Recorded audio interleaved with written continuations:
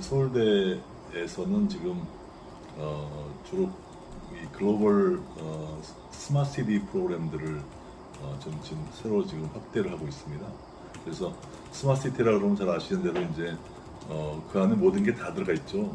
그러니까 뭐 스마트 모빌리티, 뭐 교통 쪽에 뭐 우리 얘기하는 모든 이제 뭐 자율차, 뭐 또 전기차, 뭐 다 포함한 그런 스마트 모빌리티라든가 스마트 에너지, 뭐 또 스마트 헬스케어, 뭐 스마트 이 파이낸스 스마트 홈 스마트 빌딩 모든 스마트한 그게 전부 다 녹아져 있는 게 스마트 시티라는 하나의 그 프로그램이거든요. 그래서 스마트 시티라는 게 사실 요즘 이제 라스베가스에 쓴 CES도 스마트 시티를 요새 아주 큰 방향으로 제시한 것도 전반적인 모든 요즘 우리가 논의하는 많은 첨단 또 4차 산업혁명 기술들이 다 집대성되어 있는 게 스마트 시티예요. 그래서 우리가 앞으로 우리 인류가 어떤 도시에서 살 것이냐, 집만 아니라 직장, 모든 사회 모든 게 어떤 사회를 만들 거냐 하는 거가 스마트 시티에 포함되어 있기 때문에 그 스마트 시티를 이제 전 세계 주요국들이 다 그거를 시도하려고 하고 있잖아요. 우리나라도 지금 세종시하고 부산시의 두 군데의 메이저 메가 프로젝트를 갖고 있고 지금 전국의 수십 개의 도시에다가 지금 스마트 시티를 이제 각 지자체가 지금 시행을 계획을 세우고 있는데 그런 문제들이 우리나라만이 아니라 모든 세계 나라가 다 그걸 하고 있어요. 그래서 이게 사실 어떻게 보면은 앞으로의 그 미래의 이 글로벌 또 경쟁의 한 축이 될 거예요. 그래서 근데 그 경쟁하면서 또 이 워낙 기술들이 빠르고 하기 때문에 한 나라가 또는 한 기업이 이걸 다 독점하는 게 불가능하니까 어떻게 하면 협력 체계를 만들 거냐. 우리나라 스마트 시티 프로그램에 해외에 있는 좋은 기술을 가지고 있는 기업들을 어떻게 초대해서 같이 한국의 기업들과 함께 협력 체계를 만들 거냐. 또 우리나라 기업들이 이 또 해외에 있는 이 스마트 시티 프로젝트에 어떻게 또 참여하게 할 거냐. 서로 이렇게 주고받는 거죠. 그래서 그런 하나의 그 스마트 시티의 글로벌 콜라보레이션이 앞으로 굉장히 중요한 이 전략적 의미를 갖고 있다고 봅니다. 그래서 그쪽에 이번 이제 서울대로 옮기면서 지금 가장 중점을 두려고 하고 있는 것은 그 분야에 대한 걸 좀 강화하려고 하고 있고요. 그 한국 제조 또는 한국의 산업이 지향하는 골이 뭐냐? 그 골에 맞춰서 우리 제조 시스템을 혁신해야지. 그냥 제조 시스템을 그냥 효율성만 품질 올리고 원가 내리고 이런 효율성만 하는 건 물론 당연히 필요한 건데 당연히 필요한 거지만 그렇게 갖고 그러면 우리 목표를 달성할 수 있냐? 그러면 그게 아니거든요. 왜냐하면 지금 우리 중소기업들, 중소기업들, 대기업, 일부 대기업 빼놓고 기술력이 굉장히 강력한 기업들을 빼놓고 일반 기업들은 그냥 비슷비슷한 서로 이렇게 경쟁하는 데서는 그 가성비가 중국 대비 중국이 20-30%씩 좋아요. 그 10% 정도 원가 절감해 갖고는 중국한테 이길 수가 없단 말이에요. 독일이 똑같은 고민을 하면서 근본적인 판을 막 바꿨거든요. 그러니까 우리나라도 그걸 바꾼 그래서 조금 좀 전문적인 용어로 비즈니스 모델을 바꿔야 된다. 그래서 비즈니스 모델을 바꾸고 거기에 맞는 제조 시스템, 스마트 공장도 비즈니스 모델을 우리가 하는 방향이 대량 생산이냐 아니면 정말 개인 맞춤형이냐. 우리 개인 맞춤형은 상당히 또 브랜드 같은 게 필요해요. 그러니까 그럼 대량 맞춤형이냐 뭐가 우리 방향이냐를 우리가 잘 만들고 또 그게 또 산업별로 다 다릅니다. 그러니까 일률적으로 얘기하기가 어려워서 이렇게 말씀을 좀 돌려서 얘기하는데 그런 거를 산업별로 잘 만든 다음에 거기에 맞는 스마트 제조의 그 소위 제조 시스템을 갖는 것이 60년 정도만 해도 아시아에서 제일 못 사는 나라 중에 하나였으니까 국민소득 100불도 안 되는 나라에서 지금 3만 불이 넘는 나라가 되는 뭐 유일한 이렇게 발전한 유일한 나라잖아요. 뭐 그것도 뭐 산업화와 민주화를 동시에 이룬 또 유일한 나라이고 원조를 받던 나라에서 원조를 주는 나라로 바뀐 또 유일한 나라고. 그러니까 굉장히 어떻게 보면은 한국이 이렇게 그 단시간 내에 이렇게 발전을 이룬 그 근간에는 이 first mover로 갈 수가 없는 거죠. 그러니까 대부분의 우리의 혁신은 대부분 다 fast follower로서의 그 성공을 했던 거예요. 그러다 보니까 이제 그 뭐랄까 지금 말씀하신 디지털 트랜스포메이션도 우리가 뭐 선도한다기보다는 우리가 이제 남들보다 빨리 따라갈 수 있는 게 해야 되는데 그런 면에서 이제 한국의 DNA가 굉장히 그 패스트 팔로워의 DNA를 잘 갖고 있고 왜냐하면 무슨 스마트하고 머리가 좋고 또 뭐 굉장히 근면하고 또 굉장히 또 단일 민족으로서 어떤 하모니 같은 것들을 빨리 만날 수 있으니까 그러면서 또 이게 또 우리 앞선 이제 분들이 여러 가지 정보화 같은 것들을 좀 빨리 만들어 그러니까 인프라 같은 걸 빨리 구축하고 그러다 보니까 사실 지금 뭐 스마트폰 보급률이라든가 뭐 또는 인터넷 이 보급률이라든가 뭐 이런 그 정보통신 ICT 융합 내지는 디지털 트랜스포를 할 수 있는 인프라는 굉장히 잘 갖춰진 나라다 보니까 우리가 패스트 팔로우 전략을 구사하는데 굉장히 용이한 이 환경이 됐던 거죠.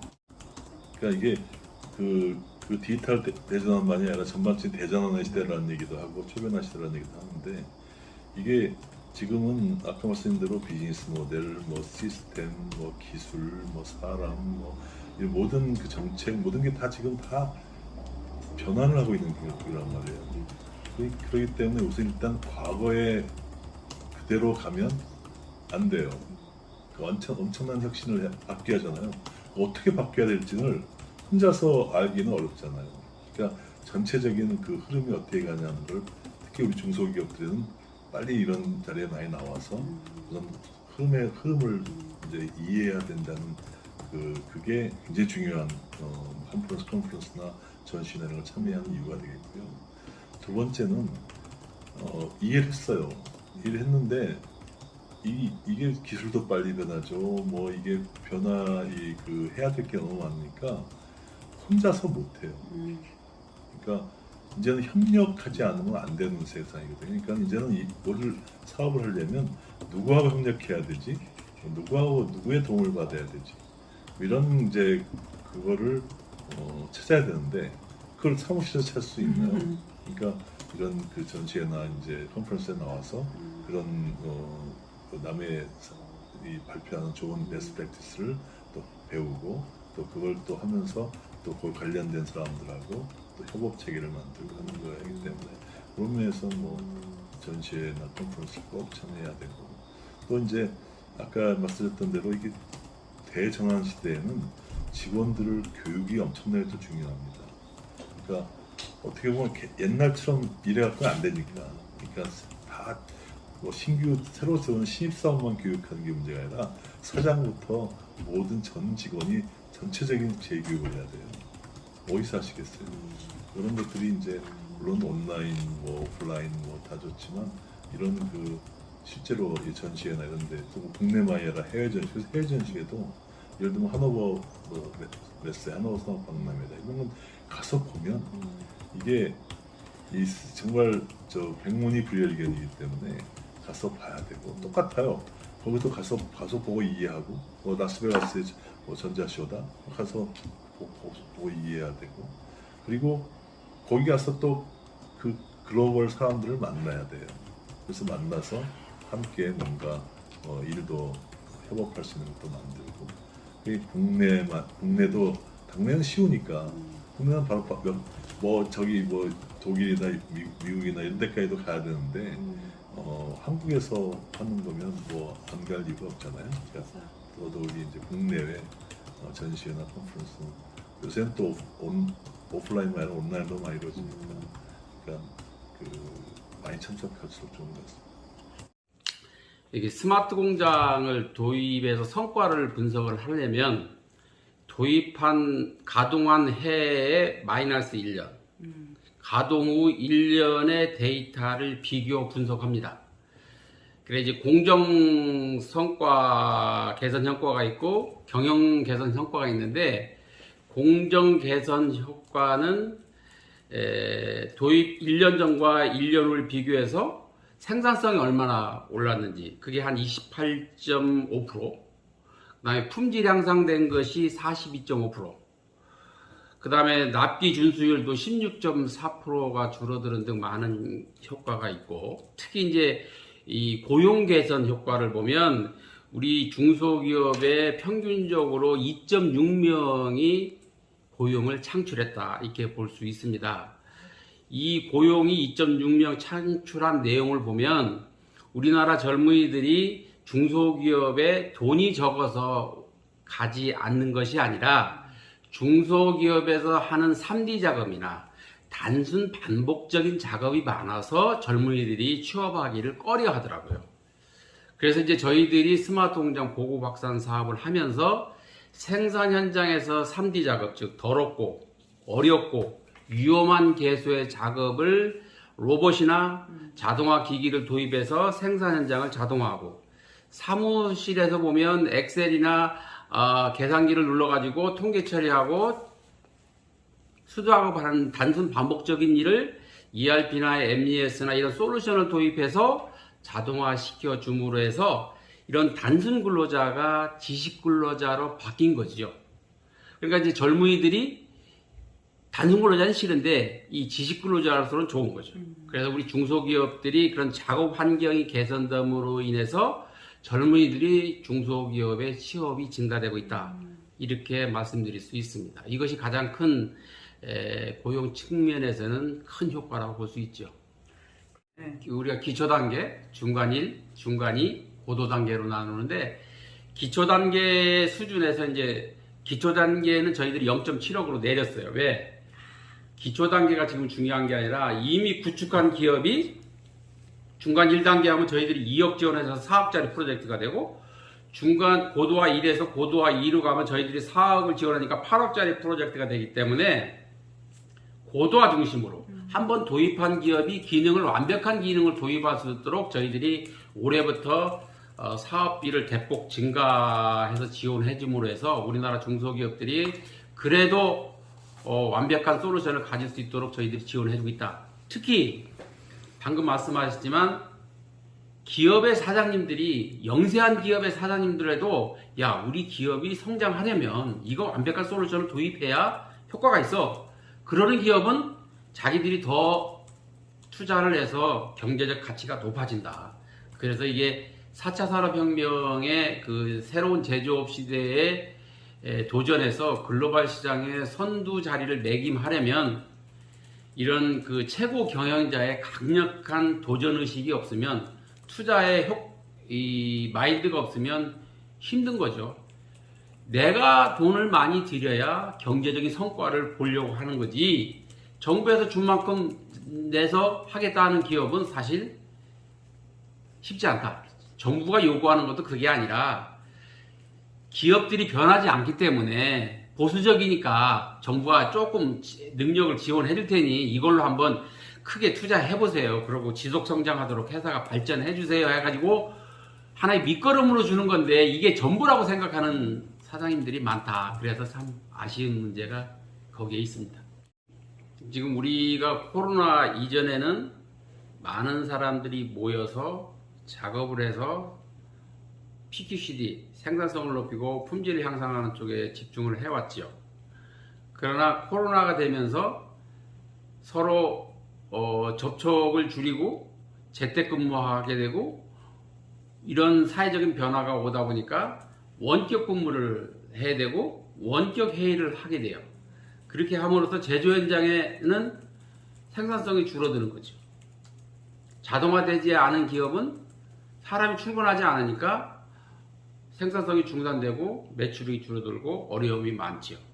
또 글로벌 시장에서 보면 국가 간의 생산성이 적다 보니까 자기 나라에서 생산하면 코로나가 큰 문제가 없기 때문에 많이 생산할 수 있는데, 초기에 중국에서 발생할 때 중국에서 생산됐던 이 부품들이 다른 나라로 수출이 안 되니까 공급 사슬상의 문제가 생긴 거죠.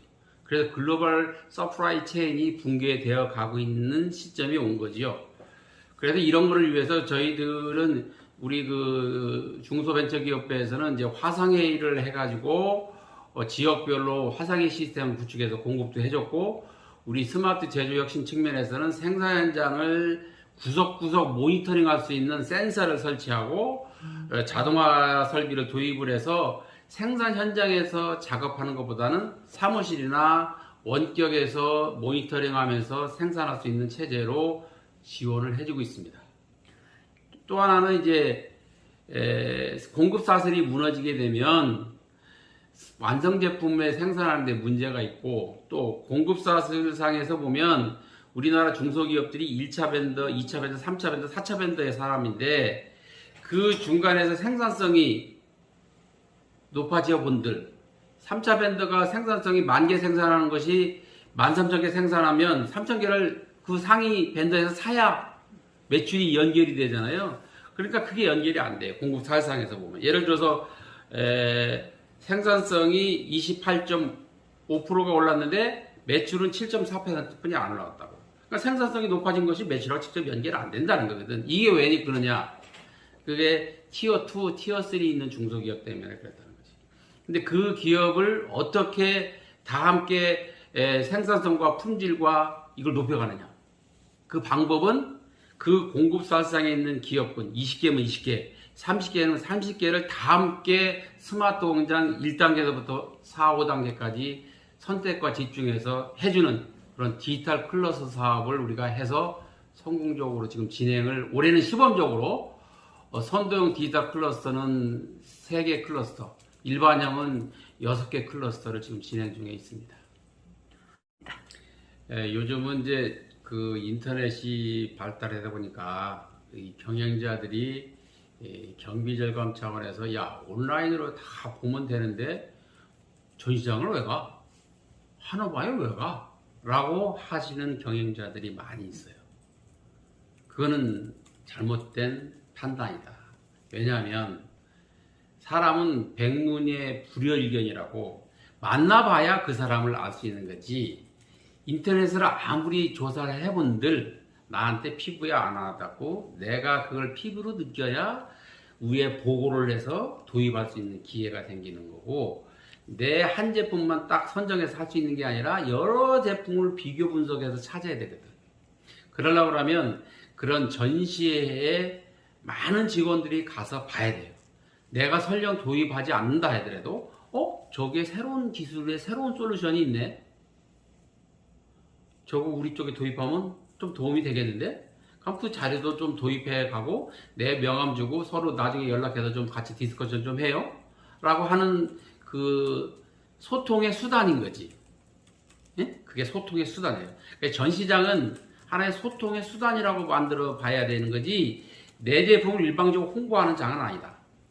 그래서 반드시 우리나라 전시장의 애국 전시장과 다르는 게, 애국 전시장은 들어오는 사람을 어떻게 하면 자기 한 사람을 끌으려고 자꾸만 끌어들여서 설명을 해주려고 그래요. 우리나라에서 근무하시는 여기서 일하는 사람들은 마지못해서 오면 설명해주고, 그렇지 않으면 뭐 먼 산 쳐다보고 있고 딴짓하고 있어요. 그러고 내가 이제 가서 명함을 주면 이 사람이 나한테 왜 명함을 주지 않은 식이야. 자기 명함을 줄 생각도 안 해. 이거 좀 자세히 설명해 주실래요, 제품을? 그러면 설명을 해주는데 그렇게 열정적으로 설명해 주는 사람이 거의 없어. 그냥 뭐 묻는 말에 그냥 약간 동문서답식으로 진행하는 경우가 많다. 즉 비즈니스 마인드가 부족하다. 출품하고자 하는 사람들이 고객이 오면 어떤 질문을, 어느 업종에서 근무하세요? 아, 그래서요? 그럼 우리 솔루션은 이걸 도입하면 이런 게 되겠는데, 그럼 이 제품을 제가 소개시켜 드릴게요 라고 가서 자기 제품을 설명을 해야 되는데, 우리는 그렇지 못해. 고객이 뭘 원하는지, 고객을 원하는 거를 내 솔루션을 어떻게 제공해 줘야 될지를 미리 사전에 연습하고 나와야 돼요. 전시하는 거는 돈을 투자한 거거든. 그 전시하고자 하는 업체는. 스마텍이라는 수원 컨벤션 센터 있잖아요. 그럼 거기에 돈을 주고 투자를 했다고. 그럼 그 이상의 이익을 뽑아야 되는데, 그러려고 하면 거기에 참가하는 도입기업에 설명하시는 분들이 고객의 눈높이에 고객이 무엇을 맞는지에 대한 정확한 설명을 할 수 있게끔 교육시킬 필요가 있다. 그렇지 않으면 그냥 그래도 도입기업 입장에서 보면 와서 전시했어. 성과로 끝나는 거고 직접 매출로 연결이 안 되는 거거든. 그러면 안 돼. 뭘 말로 전시해요? 그러다 보면 그 다음에는 전시를 안 해. 그거를 끌려면 예를 들어서 내가 스마트텍을 주관한다 그러면 거기 참여하는 업체들 직원들 다 불러놓고 교육시켜. 손님이 되다 보면 안녕하세요. 혹시 선생님은 제 명함 이겁니다. 명함 주시겠어요? 아우 명함 보시고 이거 어느 회사에서 업종이 뭐예요? 아유 뭐 업종입니다. 아 그럼 우리 솔루션 이게 좋겠는데요? 가서 거기 솔루션을 자꾸 설명해서 비즈니스로 연결되는 설명회를 할 수 있는 매너 그런 그 프레젠테이셔너가 부족하다.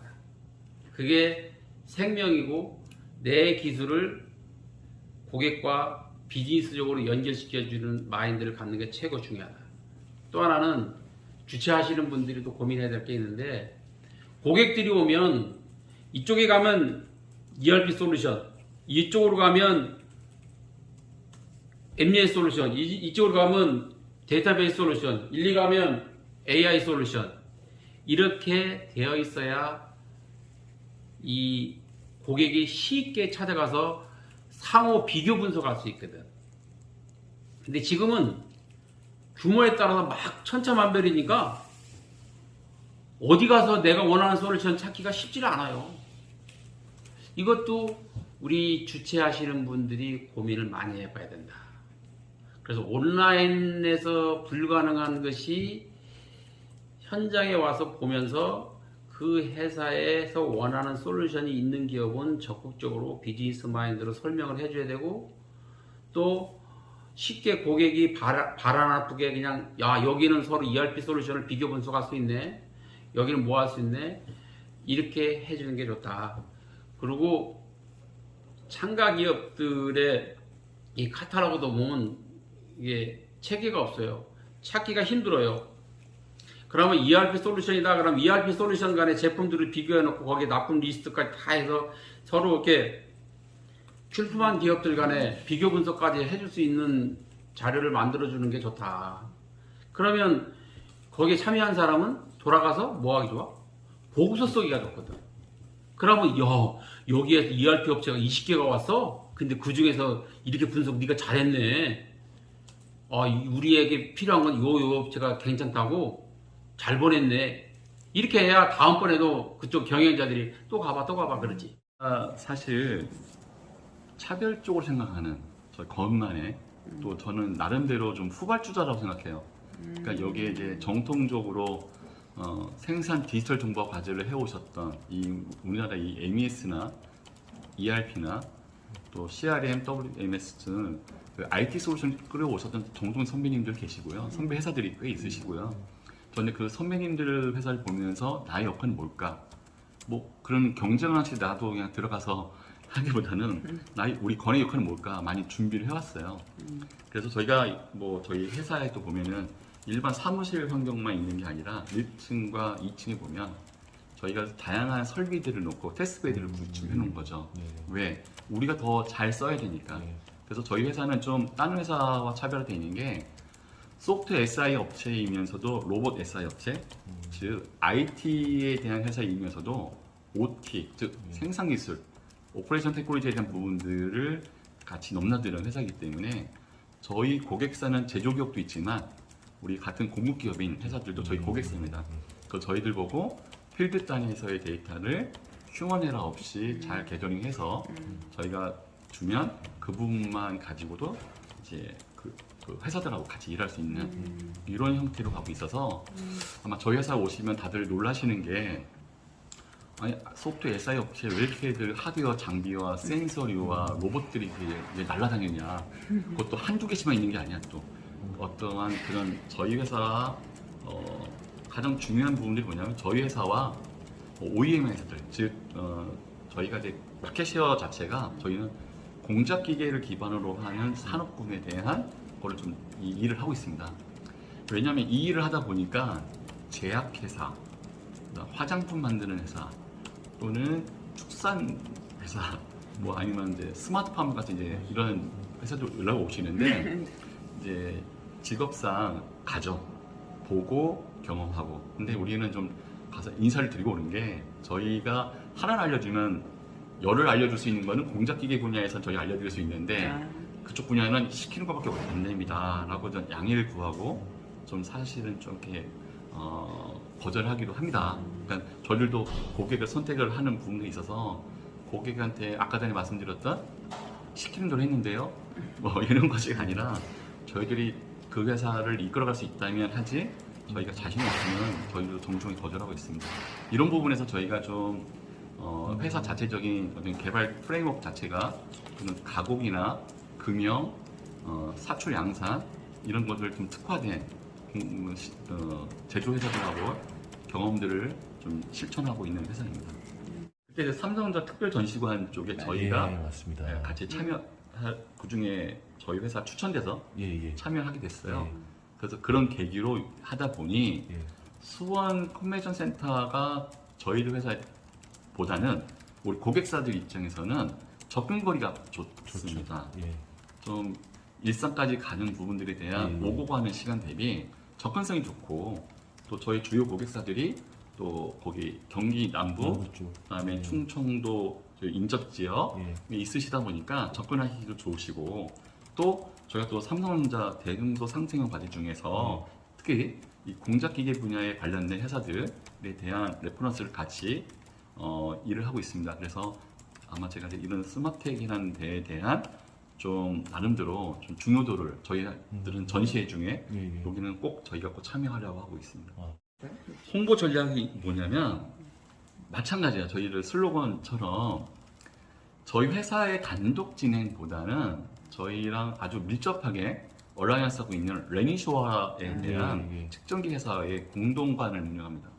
예. 항상 진행하시죠. 네, 맞습니다. 이게 왜 그러냐면 저희가 소프트웨어 IT를 내세우면서도 이런 것들을 어떤 저희 파트너사와 같이 협업 모델을 할 수 있는 또 이번에 전시장에 나오시면 거기에 툴프리 세타가 졸라 쪽 브랜드라든지 밀피형 공구함인 한국 야근 제품이라든지 또는 두산 로봇이라든지 로보틱스라든지 이런 저희가 같이 일하고 있는 회사들의 브랜드들이 다 노출됩니다.